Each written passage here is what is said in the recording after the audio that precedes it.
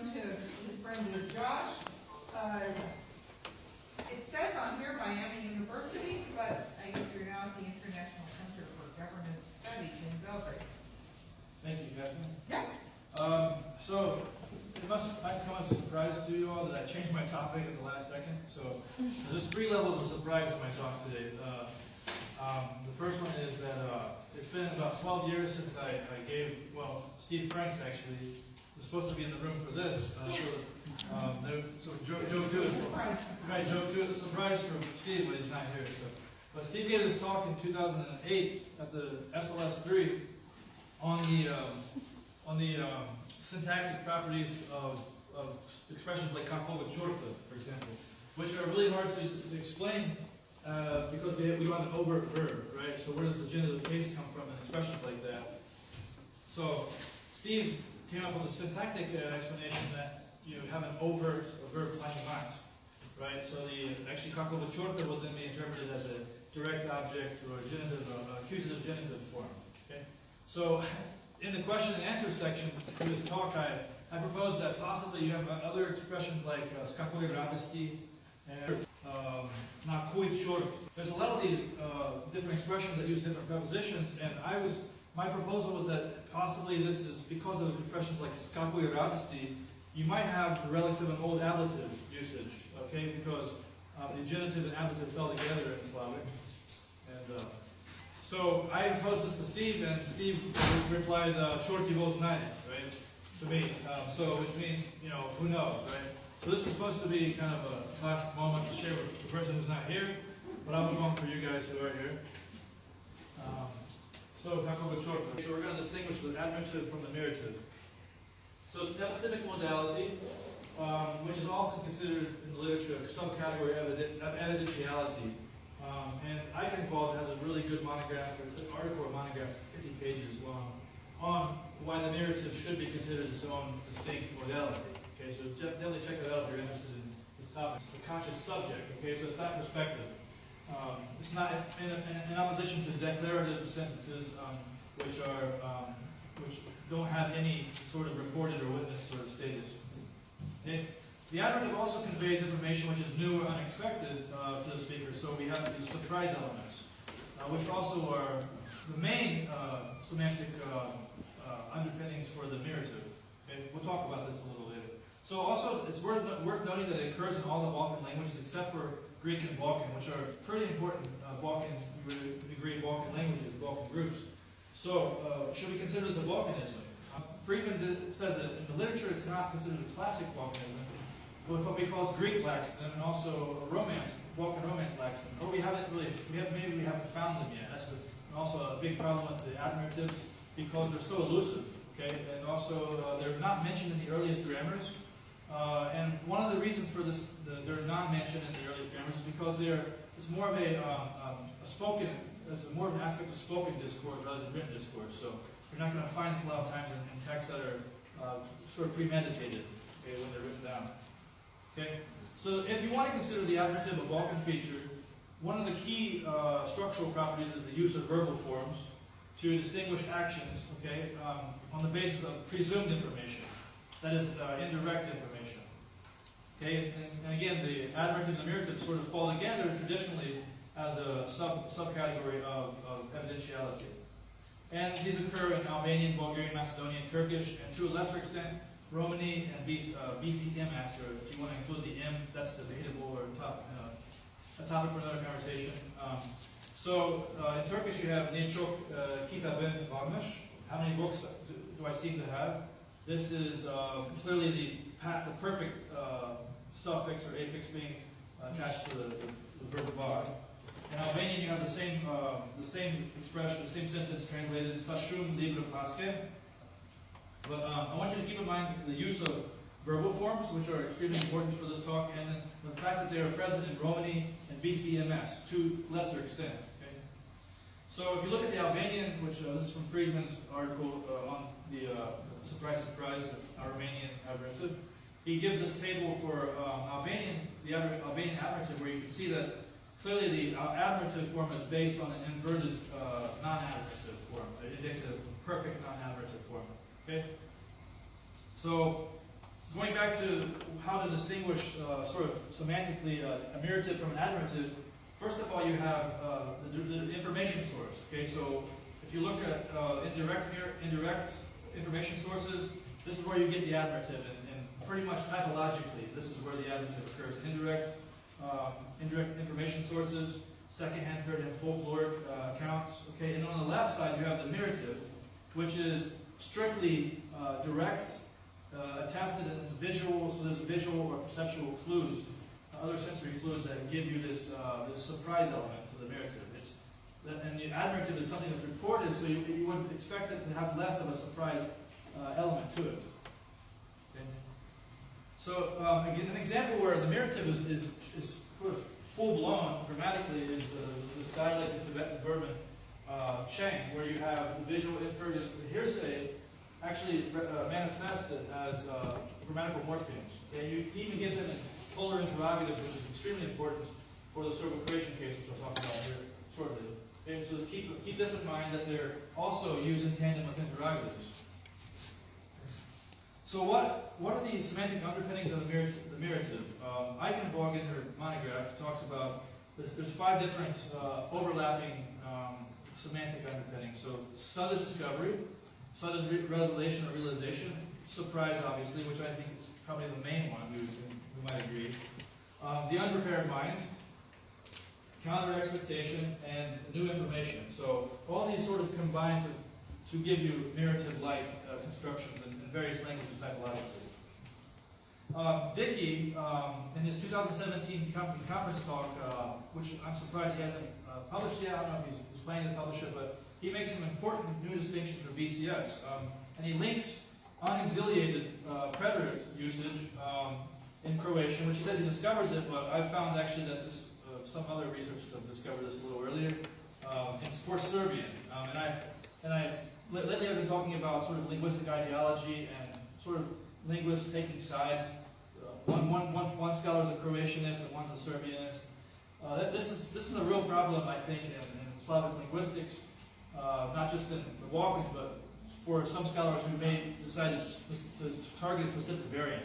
So I think maybe, to be fair to Dickey, this is the dialect he studies most, the standard language he studies most, but also it shows maybe perhaps a lack of attention to the Serbian data or the Serbian research. So here you find you have the ellipsis of the auxiliary verb. Okay, so these occur quite early, the 20th century, early 20th century at least. So they're not something that's new or an innovation. Okay. And so Dickey concludes that these probably arise due to what's called epistemic immediacy. Okay, and he ranks what can be considered epistemically immediate along this simplified accessibility hierarchy from Ariel of 1988, where the most inaccessible of let's say a subject or let's say a participant in a discourse would be someone a full name and the so you're referring to another person, for example, versus zero, which is the people who are directly involved in the conversation. So you and me, and perhaps some people we see. Okay, so we're getting this epistemic immediacy based on an accessibility of the participants in a narrative. Okay? So, for example, odakle ti masnica, where did you get? Odakle tvoj kon vode? How did your horse or how did your knight get here? Right, chess. So you're asking someone how did you make that move? You can drop the auxiliary because there's an epistemic immediacy involved. Okay? So I also kind of think of signs when you think of epistemic immediacy. So a sign like slippery when wet. We clearly have the existential verb here omitted. Okay, and also the subject. So what is slippery when wet? So we know that this because of the epistemic immediacy effect. We know that this is a road that is slippery. Okay, so these things can be omitted the more epistemic immediacy you have, and this gives you later signs without the actual lex, the verbiage. Okay, so you have a sign of a man falling, which you clearly know to mean caution, slippery when wet, because you've been prompted or you've been sort of primed for it through this epistemic immediacy over time, and now you have also no smoking signs. This is how we get to non-arbitrary meaning in language. This is one way to get to non-arbitrary meaning in language. Okay? There are very salient examples of of mirative. So Lepog lidana, so if you're Croatian, Lepog obviously, and Lepog lidana. What a beautiful day. These are interpreted as exclamative sort of mirative statements. You have also, they're productive as well. So Lijepe li djevojke, or Lijepe li devojke. What a beautiful girl. Kako li užasa. You can even use question words, okay? WH words. Another one is you can actually have coordination here, so or contrasting statements like malo li čovjeke, a velike budale.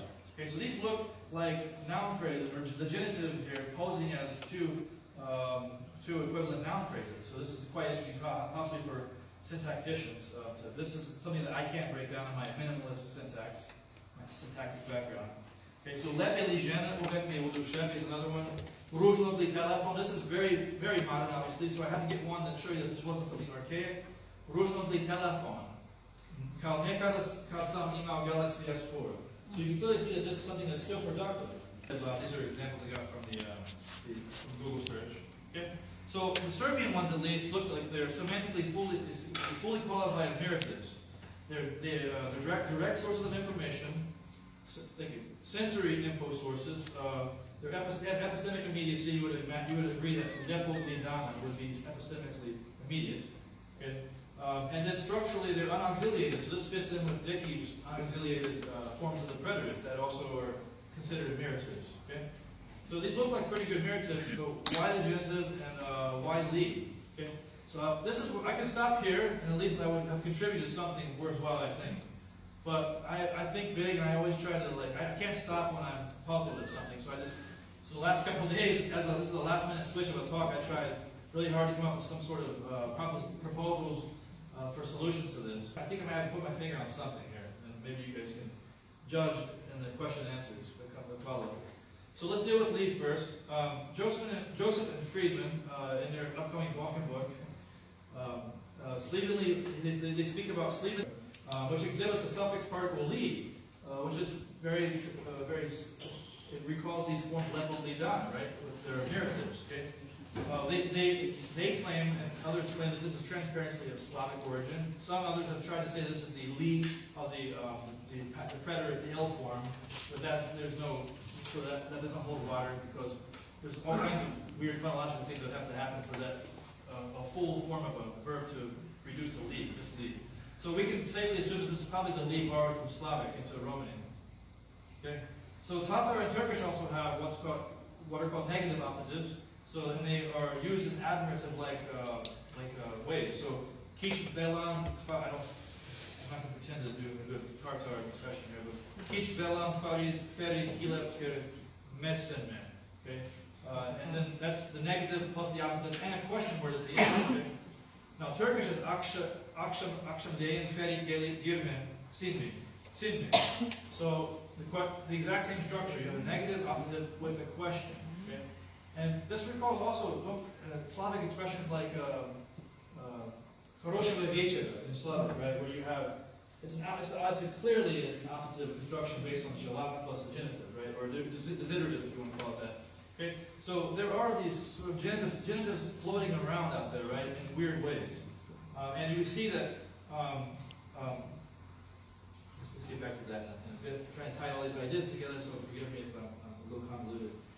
So going back to this, I wanted to remind you that typologically it's fairly common to have miratives combined with interrogatives. So we see it in a completely unrelated Tibeto-Burman language that you can in fact do it as well. And the Turkic data suggests this is not something that is typologically uncommon to combine admirative-like or mirative-like affixes with interrogative affixes.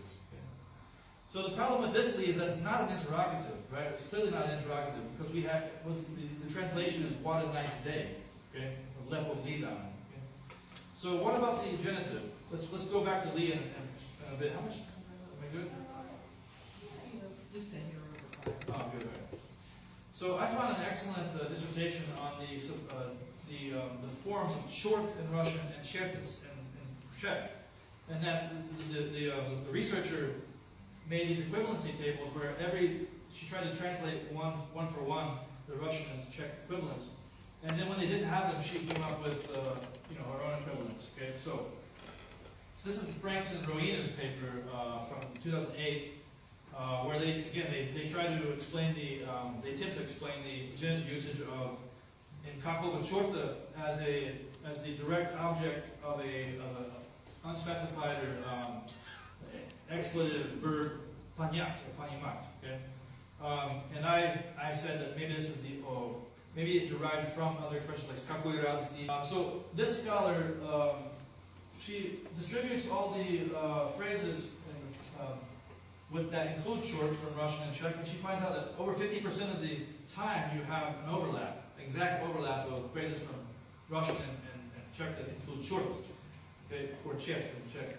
So in at least 5 of these that I found, you have the genitive usage without the preposition, which is extremely important because we have the Russian usage with skakogo radosti.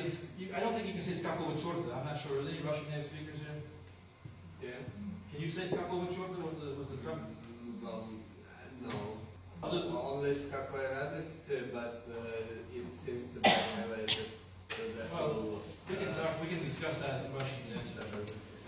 So there is at least some here, but you get other genitive expressions, right? Of course, right? Like atchevo would be one. Okay, you don't have to have an expletive word here. So you atchevo, which means why. So skakogo means why. So you do get it with prepositions in the genitive. But in Czech though, you don't get the prepositions. So we can maybe make a claim that this is something that was shared in a common Slavic. Okay, because we would expect that this was borrowed from Russian, these genitive constructions. Now you would also borrow the phrases that have prepositional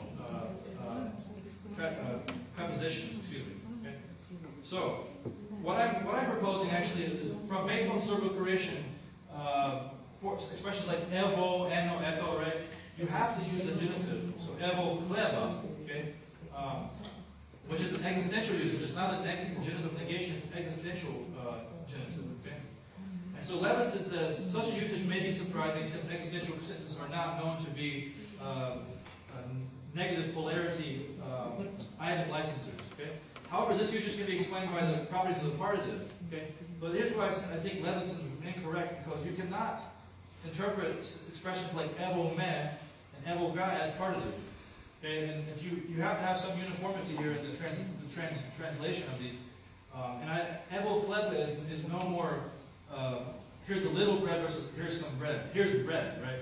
You can't really argue for one, but the existence of evo man would argue that these are actually existential usages of the genitive.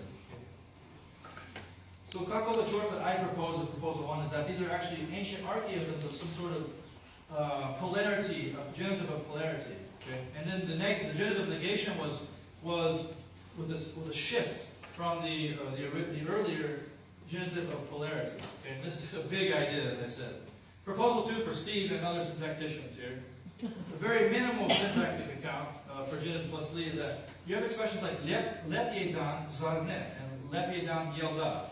So, in a synchronic perspective, we don't include any of this common Slavic stuff, right? I propose that what you might have here is a erasing of these tag questions into the matrix clause. And if you raise a tag question and delete the tag question, you might see let's say the persistence of the genitive here, the obligation being manifested as these overt genitive forms. So lepog, li, and then the li is accountable as a later analogical sort of development. Russian speakers have also adopted a accommodation strategy, just like with the li. I consider li to be an accommodation strategy. So the Russian version of the accommodation strategy would be adding the preposition dla kakova diavola, dla kakova yeshua, dla kakova. So the dla here, right? Yeah. You also have zakakim. You can use the instrumental case. So these are, I believe, there are accommodation strategies to explain the use of this really odd use of the genitive case. Okay? And the third one here is my favorite explanation, which you have possibly morphological taboo deformation. So if you look at medved, for example, which comes from, you see the later taboo deformation of medved into Polish as niedźwiedź, right? But it's also, this follows an earlier lexical replacement, taboo lexical replacement from Indo-European urkos, right? Old Sanskrit urkshas.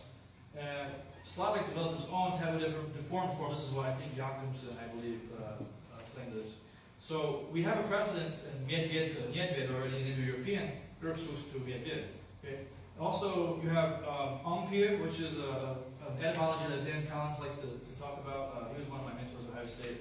I find it a fascinating etymology we talk about later, but you have this umpir word, which means no fire, negative plus fire, becoming Serbian becoming umpire first, and Serbian has the pathetic foot.